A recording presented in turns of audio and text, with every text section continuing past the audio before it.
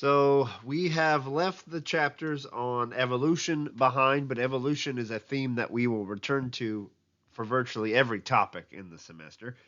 We've looked a bit at how organisms maintain their body temperature. So uh, we've looked at a bit of physiology. So this whole chapter is an introduction to homeostasis, which is essentially an introduction to physiology or the functioning of organisms. So we've looked at where diversity comes from through evolution. We've looked at an introduction to diversity with prokaryotes and where eukaryotes come from. Now we're really focusing on how eukaryotes maintain internal conditions in big multicellular organisms by having organ systems that interact with each other to maintain internal conditions. So, one of the ways we can look at that is through how organisms regulate body temperature.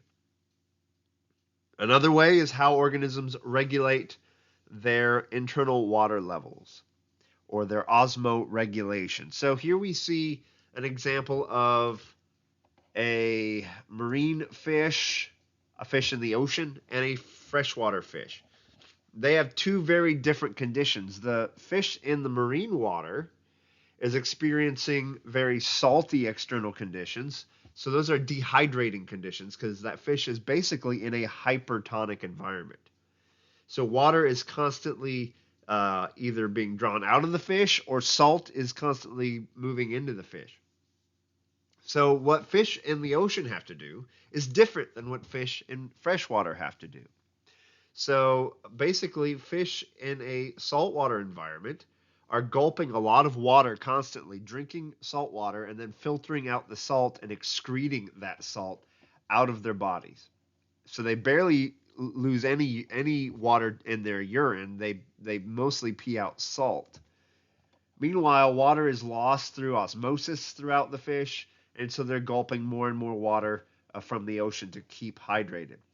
While on the other side of the coin, a freshwater fish is sitting in a hypotonic environment and it is constantly gaining water, so it has very dilute urine and has to constantly get rid. It doesn't really drink water because it's constantly gaining water through its gills and other tissues, and it's constantly excreting water to help get rid of it to maintain its inner homeostasis condition. So its internal salt to water ratio. And to do that, it has to get rid of water to maintain that balance. So organisms that may look similar to us can actually have pretty different systems in operation to help them maintain internal composition. So both of these fish are regulators. They regulate their internal body conditions either by excreting salt and drinking water or by just excreting pure water for the most part. Now, marine invertebrates like sea cucumbers and things, they are often osmoconformers, meaning they just maintain internal conditions, salt water concentration similar to that of the ocean. Now, along with water balance, a lot of times urine is used to also get rid of nitrogenous waste. These are waste produced when we digest proteins and when we digest nucleic acids. So this is when I say digest, I mean when your cells, metabolic waste from your cells undergoing cellular respiration, breaking down proteins, breaking down nucleic acids to generate ATP or other products. Amino groups are produced that need to be gotten rid of. And one thing those amino groups can form is ammonia, but ammonia is pretty deadly. You don't want that around unless you can dilute it very quickly. Now, fish, they live in the ocean, they live in the water. They can dilute ammonia fairly easily because they're in water. So most aquatic animals simply squirt out ammonia into their environment, but it gets diluted very quickly. It doesn't hurt them. And their tissues, for a lot of the fish anyway, are they're in water. They can dilute it quickly. Doesn't cause a problem. But other organisms, they convert that ammonia into something less deadly. So if we were just constantly covering our environment with ammonia, it would eventually become toxic to us. And so we need to change it into something else. In the case of mammals and sharks and some fish, but not all, as well as amphibians, we convert it to urea. You can see that molecule here. Two nitrogens are combined with a CO2, or well, with what was a CO2. Now it's just a C and an O, and we produce urea. And that's what we concentrate in our kidneys and then in our urine when we produce waste. Now, some organisms, including many reptiles, birds, and some insects, etc., make it even more complicated waste product. This one takes more energy to produce, takes more effort to produce, but it's a solid. It's like a powder. And so birds do this. That means they can conserve water better. They can get rid of liquid waste and solid waste together in the same out of the same opening, their cloaca.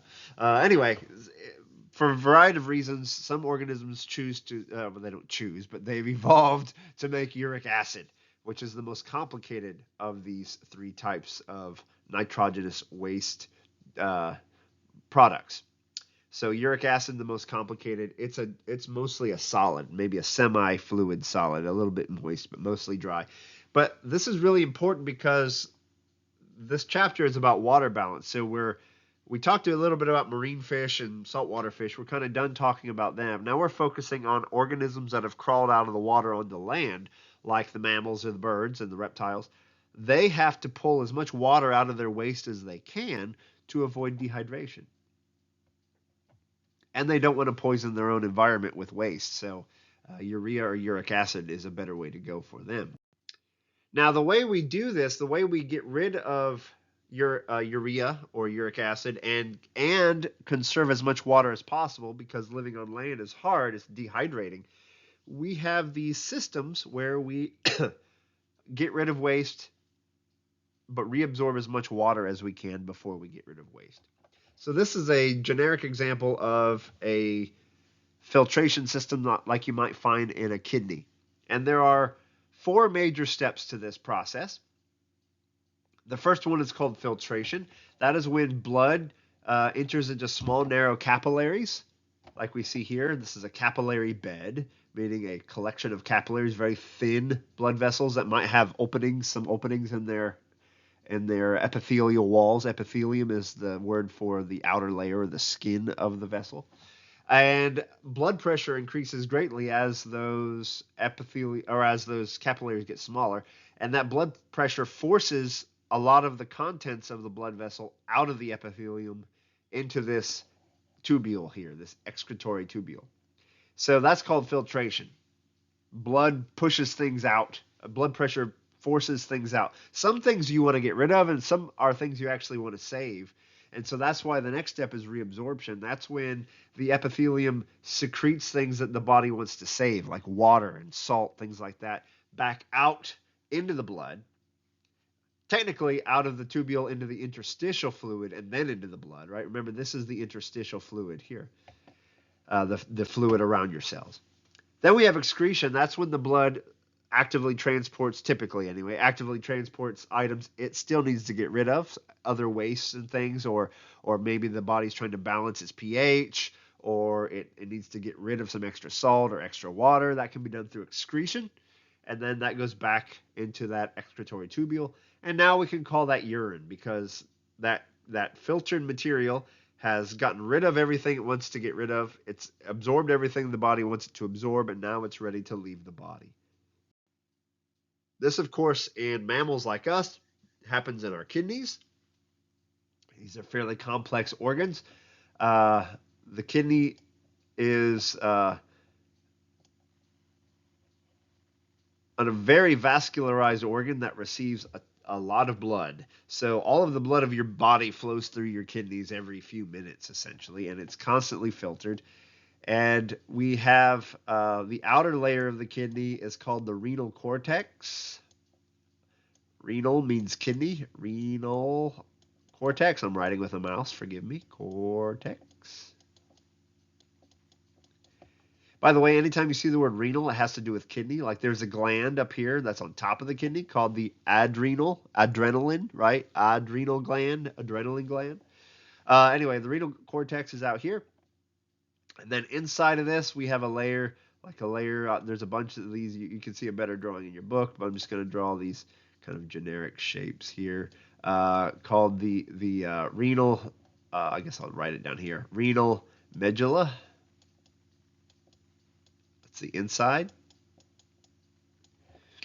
Okay, and then there are nephrons, which are these units that repeat over and over again in your kidney that cross between these two structures. And there's a bunch of these. Like I said, this is a crude diagram. You can look in your book for a better one. And then all those help to filter waste out of your blood. And then all of this drains down into the renal pelvis, which is kind of a collecting area, which then actually comes out into the ureter, which drains down into your, we can see here, drains down into your bladder. So this is just called the renal pelvis. So basically, fluid that is filtered, urine basically that is filtered as blood flows through the kidney.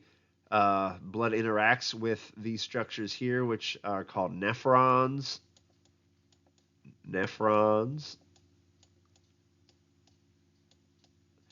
And the nephrons concentrate urine, send it to the renal pelvis where it goes into the ureter, this tube leading out of the kidney, and then it's collected into the bladder. There are videos you can watch to flesh this out. But let's look at an image that shows what's happening in each of these steps. So this is a nephron. We can see here's a kidney here. This is the cortex there. There's the medulla. There's several. You can see the medulla here, here, here, here, and here. There's lots of blood vessels in here. Here's the renal pelvis.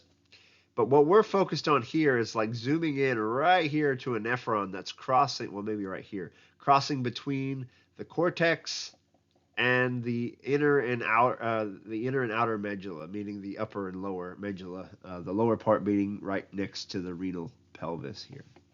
So here we have a bunch of blood vessels that form a capillary bed. That means a collection of capillaries. This is known as the Bowman's capsule, this collection of capillaries. So that's the Bowman's capsule. And actually, I misspoke. That Bowman's capsule is that part of the excretory tubule with the capillaries inside. The capillaries themselves is called the glomerulus. That's where blood pressure increases, and the glomerulus lets filtrate out into the Bowman's capsule. And then we have waste products. Sorry, let me start that over. Now we have products that the body wants to reabsorb emitted from this proximal tubule. This is the proximal tubule here. This part, that means this part right here. This is the proximal tubule. So stuff the body wants to save is secreted out so the body can reabsorb it. And then other items that the body wants to get rid of are secreted by the blood back into the proximal tubule. In this case, items related to nitrogenous waste or maintaining blood pH. If the blood has too much hydrogen, for example, it can secrete it out into the proximal tubule. So we have reabsorption and secretion happening here at step 1 in the proximal tubule. Then we have the loop of Henle. That's this part, this U shape here. We have the descending loop and the ascending loop, the loop that comes back up. So if you look here, what happens as we go down, basically this area out here is very salty. Lots of sodium chloride in the tissue out here in the interstitial fluid. So as this filtrate flows down, water is pulled out through osmosis because it goes from where it's in a high concentration to a lower concentration. So water flows outward, and that concentrates the urine. We can see this number here indicating that it's very concentrated. Okay. Then we go up the ascending loop. The ascending loop is impervious to water. Water can't cross it. So what happens here is salt diffuses out, and salt is actively transported out up here as we get higher. I'm not going to worry about the distinction there, but salt is emitted, making this tissue even saltier out here to help keep water diffusing out here. in the descending loop. Then we reach the distal tubule. So by the time we get up here, so we made the urine, or what we're going to call urine anyway, we made the filtrate very concentrated, but then we let some of the salt out. So now it's less concentrated because we let a lot of the salt out. But then we get up here to the distal tubule. And in the distal tubule, once again, we have reabsorption and filtration happen. We're reabsorbing some more of the water out of the filtrate. We're reabsorbing some of the salt, etc., and we're releasing some of the ions we want to get rid of, getting rid of some more of the hydrogen ions if we're maintaining pH balance, things like that. Then we finally enter the collecting duct. This is the part that leads to that renal pelvis that then drains out towards the ureter. Here, water is pulled out again through osmosis because this area is really salty. So water's pulled out. Sometimes salt is actively transported out, which makes it even saltier, which draws even more water out. And finally, a couple of times, even urea is let out, but it's reabsorbed over here. But that makes it even more hypertonic out here, pulling more and more water out. So lots of water is pulled out here till we get to a very concentrated urine that can then leave the body. Now, this area here, this collecting duct has aquaporins in its epithelium. These are water transporting proteins, and your body can control how much water it lets out by sensing how dehydrated the body is, and by then adjusting its anti-diuretic hormone, or ADH. You can read about that in the chapter in your textbook. So if you're fairly dehydrated, your body is going to release more and more ADH, or also known as vasopressin. It's a hormone that causes a bunch of these aquaporins to stick into the walls, and then you're going to reabsorb more water back into your blood. All the stuff that gets secreted out here into the interstitial fluid eventually makes its way back into the blood. So you're keeping more of that water. Now, if you are very hydrated, you don't need to reabsorb much water. Then ADH is going to shut off. You're going to put that water into your urine, and you're going to have very dilute urine, basically. Also, alcohol messes with this, and alcohol will cause it so that ADH shuts off and you pee out a bunch of water and dehydrate. So be warned, alcohol can dehydrate you very rapidly for that reason. So ultimately, we have this very interesting structure. We have this glomerulus, which this is a mistake. I'm going to glomerulus. That's probably misspelled. Anyway, glomerulus there. That's this collection of capillaries. We have the Bowman's capsule. We have blood vessels coming in here. We have filtrate being produced. Some of that filtrate has very important content, which is reabsorbed by the blood. Meanwhile, the blood secretes items it wants to get rid of back into this tubule, this collection tubule. Then we have the loop of Henle. It gets salty down here, so water is pulled out down here. Then up here, salt is pulled out.